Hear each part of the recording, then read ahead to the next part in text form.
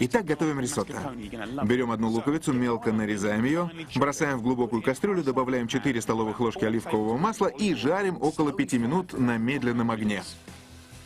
2 головки чеснока ставим в духовку на полчаса при 190 градусах. Берем упаковку риса и высыпаем 200 граммов в кастрюлю с луком, когда тот уже стал мягким. Перемешиваем как следует, чтобы рис впитал все замечательные ароматы. Затем добавляем алкоголь, 1 стакан белого вина или вермута, то, что надо. Самое главное, дайте алкоголю полностью испариться, чтобы он оставил после себя только запах.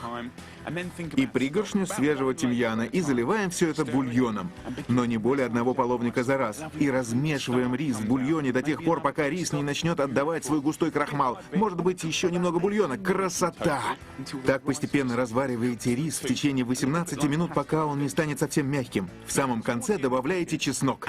Просто выдавите его из кожуры, и получится отличная вкусная приправа. Если надо, добавляем бульон.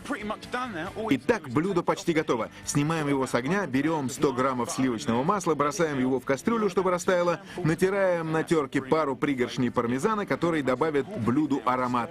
Теперь самое главное, как следует все перемешать и закрыть крышкой. И оставить на 3 минуты, чтобы получилась тягучая масса сливочной консистенции. Итальянцы хитрый народ, они придумали посыпать блюдо пангритатой. Крестьяне использовали ее вместо пармезана, который было мне по карману. Берем немного черствого хлеба, нарезаем его, добавляем пригоршню миндаля, нарезаем миндаль, бросаем на разогретую сковородку в оливковое масло, даем слегка поджариться и добавляем пригоршню тимьяна. Затем засыпаем хлебом и жарим, пока он не станет хрустящим. Представляете себе это сочетание? Тягучее рисотто с хрустящей пангритатой. Когда смесь станет золотистой, выкладываем на стол, а затем посыпаем ею мягкое рисотто. Советую попробовать.